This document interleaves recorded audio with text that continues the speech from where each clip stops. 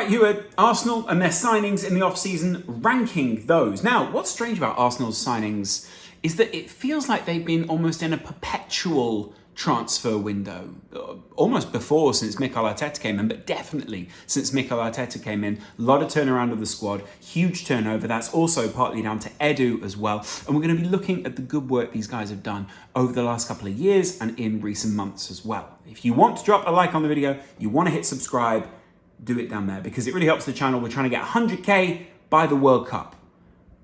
Am I being too ambitious? Let's talk Arsenal.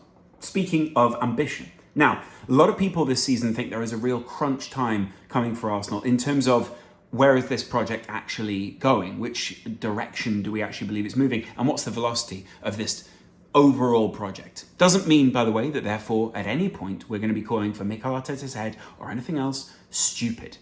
But what we are saying is that this is coming to a fruition. The, should we say, values that are being instilled at the club are now implicit when those players arrive. There is no longer what is he trying to create around here? We know what Mikel Arteta is trying to create. And so now we can look at and grade against those. When I say against, I mean that in a positive way. These are tick lists, if you like. And two of the top players in this summer's signings, in terms of Arsenal, are both from the current champions. So in terms of what they were looking to add to those values, what they're now adding is a sense of success, is a sense of, oh, these are guys that Mikel Arteta has worked with before. Let's start with the first of those two signings. Gabriel Jesus, 46.98 million, so basically 47 million for a player who, I've spoken about it in other videos, but a lot of people will feel that he still has something to prove in the Premier League. He still has a long way to go. He still has some development that he can get to, but he's still only 25. So you're paying a very decent price, what most people consider to be sort of the going rate for a striker right now. And you're getting someone that Mikel Arteta, A, knows is proven in the league, B, is very aware of in terms of his work and has worked with before, and C, has a ceiling which is much higher than it is already placed at. And by the way, where we think his ceiling is probably higher than where we actually see him as right now. And I get it, like, you know, there's a lot of people who also doubt Gabriel Jesus because of the fact that City were willing to let him go, etc. But sometimes players just don't fit systems. And so far, Gabriel Jesus has very much fitted what Arsenal need. Because as you see, let me just scroll down here, Oleksandr Lacazette going out, you see him coming in. And obviously Eddie Nketiah got the new number, he got the re-sign, fantastic work, if you believe that Eddie Nketiah makes a great backup striker to Gabriel Jesus, which in many ways I believe he does. But the Gabriel Jesus signing is such a great signing to me. I think it is indicative of what we see now at Arsenal. It shows which direction they're moving in, that they have great relations with certain kinds of players who they clearly like the profile of, not only through Edu, but also through Mikel Arteta. But then also when they come in, and this is the key part, their game changes in some way. There are small tweaks made. These guys have those pockets of potential that are completely unlocked. So in terms of summer signings, and this is a weird one, I'm actually going to put Gabriel Jesus at the top, but let's use him as the index in terms of where signings go. But a lot of people were criticising it. They said they needed someone. They let Aubameyang go last season, and obviously there was a lot of criticism of that. There was also people who were questioning whether after they miss out on the likes of Vlahovic, whether it was even possible to recover from missing out on, you know, one of Europe's top strikers at that point, or one of Europe's top striking targets. But the fact is, he only wanted to go to Juve. So to criticise Arsenal for a guy who had pinned his hopes on wanting to go to Juventus was a crazy thing to do in the first place. Of course, it would have been amazing to see him in the league. It would have been amazing to see him playing under Arteta. It would have been cool to see Arsenal get a massive upgrade in that striker position. But that feels like that's what they've got here. There are still some questions over him, but let's use him as the index. A very good, solid signing. Not mind-blowing, but he adds something that Arsenal need, and he is also great in terms of Premier League proven players as well. We feel there is an element of what he's proven. Even though he's not started every game for Man City, he's still proven that there are a lot of things that people like Pep Guardiola like about him. And Pep Guardiola, for me, well, I think he knows a thing or two about football. Second to that, let's go Fabio Vieira, which is almost the complete other end of the spectrum. Fabio Vieira comes in from Porto, obviously. Obviously, there are quite a few people who are interested in Porto players, and historically, Porto players have done well in the league. They've also just done well in terms of their overall transfers. Portugal, at the moment, seems to be the place a lot of people want to go and plunder. Arsenal joining in on that, sure, joined the trend. And they got him for roughly £30 million. So, I mean, you know, it's a very mid-level signing now, spending £30 million. But I do believe that what he brings to the squad and what most people are going to expect to see from him will be complementing the other aspects that Arsenal are looking for right now. And I think he's a little bit more advanced than, you know, if you're looking at, you want a box-to-box midfielder. Do they really need that? Not really.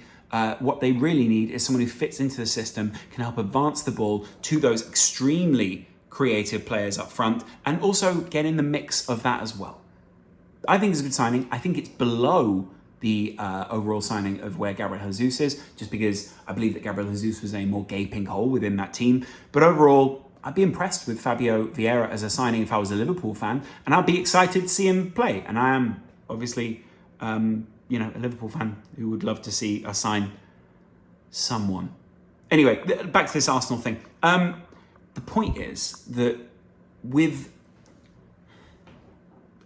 I'll put it this way. There are some quality players in the Arsenal midfield, and a lot of people are appreciative of the likes of Xhaka and Partey and El Nene.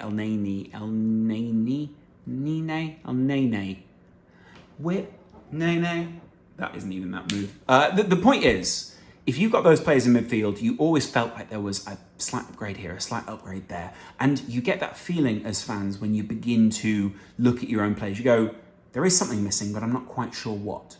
Arsenal have been looking to address that all summer. Because, frankly, they felt that other players were in positions they didn't want to address so much. Sure, they missed out on Rafinha. So did a lot of other people, because Rafinha, he had his heart set on Barcelona. So, you can't really blame Arsenal for that. But that was an area that they wanted to not upgrade on, but add an extra dimension, should we say, and especially alongside the likes of Gabriel Jesus, would have been a very interesting signing to make. But he didn't come. And so this is the strike force that they have. This is the attacking option they have. But in midfield, they definitely had some areas where they could improve. For me, Oleksandr Zinchenko is a huge signing in that position. Tactically intelligent, plays multiple positions, will definitely have a great combination with those left-sided players, is probably the kind of intelligent player that would let both those guys run on, is probably the kind of intelligent player that when you said, hey, one of these guys is coming off, you need to sub in, you need to be left-back for the game, you need to be whatever you are. He's great cover at left-back, by the way, especially if they're going to let Tavares go to... I can't remember the club he wants to go to, but it looks like Tavares is on his way. Is it Udinese? Something like that in Italy, isn't it? Anyway, the point is, if you're bringing him in, he covers a number of different positions. He's the kind of player that Man City probably didn't want to let go. Although, obviously he's been trying to fight his way out of the club for a little while. He had that apparent kind of change of heart for a little while. I imagine there were some things said. Some people say that's not true. Other sources at City say it is true. But the fact is they got him for a great price. They've got a guy that they know is going to be very functional and beyond function is going to be a top performer. I think I saw Marvin, who's been on the kickoff a couple of times, tweet, he's a solid 7, maybe even an 8.5 out of 10. And on a great day, you're going to get that 9 kind of performance out of him. I love that. He adds an extra dimension to their midfield. He adds an extra dimension to what they're doing overall there on the left. And I love the left side for Arsenal right now. If you're looking at that left side of midfield as a unit, which most people are in the Premier League at the moment, you're looking at Martinelli, you're looking at Zinchenko in midfield, and you're looking at Tierney at left back. And then obviously your centre backs in there as well, but I don't think centre back was really a huge issue. The point is, Zinchenko overall is one of those players you always want in your squad. I'm not saying he's a James Milner type, because I actually think he's different in terms of his profile. But for Arsenal, this fits as that James Milner type signing. Well, you're not going, oh my God, he changes our world. But in the long run, you realise, this changes our world. Because you've got the tactical intelligence, you've got a brilliant technical ability, and you also got someone there who you know you can rely on game in, game out. You know that there's always going to be, when you see him on the team sheet, there's not going to be a bad performance in there. You know that when he's playing the top sides, there is an element of, oh, that's the name that we understand, that's the name that we know, that's someone that we understand the profile of. And I think he brings something in terms of, I'd imagine the players that Mikel Arteta went back and picked off from Man City were the kind of players that he A, got along with, B, saw trained really well, and C, saw could fit into the kind of tactical ideas that he's looking to work on. Now let's, I'm actually going to put Zinchenko, strangely, above the Gabriel Jesus signing. Because to me, I think Gabriel Jesus opens up a whole new striking element, and his finishing has been fantastic since he came to the club. But Zinchenko, to me, adds something in terms of build-up play, in terms of shape, in terms of all these other things. And I think he's at least equivalent, if not slightly better, only because of A, the profile of the player, B, I think the way that he is revered, not only at Arsenal, but also at the likes of Man City and other Premier League clubs as well. He's a fantastic substitution in any big game. Not only if you bring someone on and you bring him on and you're saying, okay, we want to change what's going on that side of the midfield. Say you take out one of your defensive holding midfielders, you put him in there, you realise there's going to be a new attacking element, you realise there's going to be a whole new range of passing. His range of crossing is absolutely fantastic. So that interchanging will also allow Martinelli to do even more and probably allow him to cut inside a little bit more as well. You've also then got cover for Tierney. Overall, for me, I think there's just a lot of different elements that opens up for the side.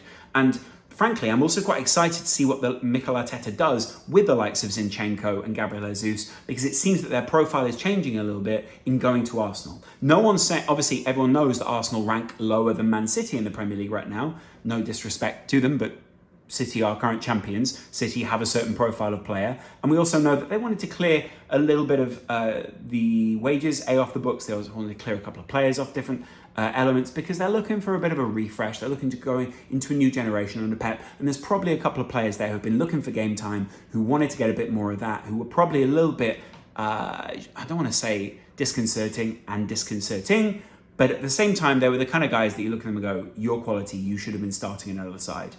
Both these guys get to do that now at Arsenal. But what's exciting about that is it opens up a whole new world for them.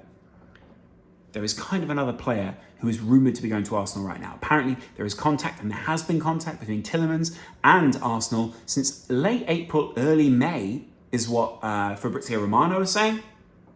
Love that in terms of the signing, in terms of progressing the ball, in terms of his tactical intelligence, in terms of winning the ball back. Again, he's a very similar signing to Zinchenko in that sense, but we'll think of him as a better signing because of the profile he was at Leicester. The profile he was at Leicester is, of course, a higher profile in terms of ranking and hierarchy within the team because of the profile of player that Leicester currently have. I mean, to me, that seems fairly clear. But I also think that Tielemans, in coming in, will therefore slip slightly down those rankings. And I get it, he's still a quality player. There's still a lot of quality to him. No one's putting him down for that. But you get what I mean? In coming up to Arsenal, you become a slightly bigger fish, but in a slightly bigger pond. Not only that, but you get the idea that you're going to be moving on to European football next season.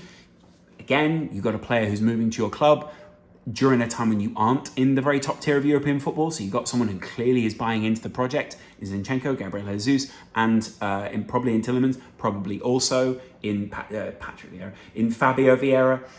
So all these signings of players indicate something about Arsenal right now. And by the way, they're all finishing pieces to what Arsenal have been going over the last 3, I want to say maybe even 4 transfer windows. If I was to open up their last transfer set, yeah, Ben White, Odegaard, Ramsdale, Tomiyasu. Those are 3 players that they were all crying out for back then. And at the time, they didn't look like completing pieces. But now, looking back, you go, great, that was laying the foundations for something else. And here's the key thing about Arsenal. Arsenal have not just been looking to sign any player in any position and saying, hey, we just need to sign someone in this position, which is why I think at times they looked a little threadbare last season. These guys are willing to wait, not only in buying, but also in selling. It's like, hey, we've got some terms here. If you're not going to fulfill them, we can look for someone else to do so. We're not in any hurry to sell. We're not in any hurry to buy. They didn't just go out there in January. This is information I'm getting from Fabrizio Romano, by the way, and go, hey, we didn't get Vlahovic, therefore we need to sign someone else. So their overall transfer policy is one, A, of being able to wait for something to actually happen and actually saying, hey, you know what? This guy's not going to happen. Move on, go somewhere else, start looking elsewhere. But B, also one where the other team is going to know that, and it puts Arsenal in a strong position. If you're willing to walk away from the table at any point, thank you, Donald Trump, the art of the deal, you're going to be in a position where that side knows, hey, we've kind of gone down a certain road here. We've gone to a point where the player knows that we want them to leave. We know that he wants to leave, and now Arsenal are willing to walk away. What now? Arsenal are in a very strong position. They also have a great project where I imagine a lot of players will want to work with Mikel Arteta. And then we go back to the window before even that. Now, in that window, they'd taken Martin Odegaard. They'd also taken Thomas Partey. But there are a couple of names in there where you've got the people were beginning to doubt the capability, shall we say, of Arsenal's signings, and a few people were saying, well, these are stopgaps. The likes of Willian, the likes of, even I want to say the business had done around the likes of Mkhitaryan and people like that, where you could see where the potential was, but they weren't quite getting to those points. And also, they just felt like stupid stopgaps that no one really wanted to acknowledge. Before that, of course, they'd also gone for the likes of Nicola Pepe, who never set the world alight really, and was quite disappointing. There is one other great piece of news that I think Arsenal fans are very excited about. Apparently, there are conversations between Bukayo Saka and Arsenal, and those guys are looking at a brand new contract. There have always been other teams sniffing around him. Apparently, he really loves the project, really loves the team, really wants to stay. Do you want to hear anything else as an Arsenal fan? Not really. That's as good as a new signing. It probably trumps even having the likes of Rafinha in your side. And I get it. There's a lot of excitement around a big, expensive player. But take it from me, as a Liverpool fan who's just re-signed someone in a great position that you know you're going to value for at least another 3 to 5 years. It's great to get a re-signing. It's great to know that there's someone who's committed to your club, cares about it, and isn't just going to be trying to go to Barcelona in 1 to 3 years' time. It's good having those signings. There wasn't a high volume of signings for Arsenal this window. It was explicit, specific, important signings. It wasn't about volume. And I get it. They did suffer in volume last season. And, at times they suffered because they hadn't addressed the volume of players in the squad. And I get it. Like, they're still loaning some players out. There are people who thought maybe Guendouzi would have fitted into this team. There are people who wanted to see Lacazette. There are people who wanted to see a number of different players who have ended up going out the door. And I get it. Like, you can't just walk around as Arsenal constantly sending players out and not bringing anyone back. But the fact is, when you look at the business that they're doing, there is now a cohesive idea and cohesive structure at the club. And that kind of comes through in the players they've let go over the last couple of years. I mean, if you look at the fact that they've let Guendouzi go during this window, they've let... who else have they let go down there? They've also let the likes of Lucas Torreira probably go as well. They've also let the likes of... Wow, I'm actually just looking through a very long list of names that are out here. Lucas Perez as well. I mean, they even had Akpom on their books a couple of years ago. There's just a number of different players that you just go, what were you doing? And I get it. Like, it's down to the profile of player that they could get at that point. They probably weren't the biggest magnet for footballers, but there's other names in there like Iwobi that they let go. There's other names in there that you're now looking at and going, yeah, like, we had a lot of love for that guy, but what were we doing? And frankly, I think a number of teams have been through this, where they have a lot of affection for players that come to them in bad times, or that they've been through terrible stuff with, or that, he's really tried hard at different points, or if only he fulfilled that potential. We're not talking about Arsenal in that way anymore. That's great. So anyway, I've ranked those players. For me, it goes Zinchenko, Gabriel Jesus, Fabio Vieira, and then Tielemans would come in probably at the same level as Jesus for me. Yeah, cool. Anyway, let me know in the comments below what you guys think is going on at Arsenal right now. Who else do you think they should sign? Because I've also heard it's Milinkovic-Savic is one of those names that people are throwing about, but that's a £70 million midfieldy signing that Arsenal just won't make right now for 70 million. And there's a couple of other names sort of floating around. Is there anyone you'd love to sign? Is there anyone you'd love to see them sign? Is there any kind of little free or anything else that you think is going to happen in this window? We're going to be covering Arsenal and everyone else in a good pre-season. Pre-season preview. I look forward to chatting to you guys again soon. The Mikel Arteta project is beginning to gather steam, is beginning to continue to go up that hill again in the pre-season, and we're looking at the point where it's going to start to Anyway, where do you think Mikel Arteta is at in his project? Where do you think Edu is at in his project? I'll chat to you guys later. Enjoy the channel. If you're not already subscribed, see you in a bit. Bye.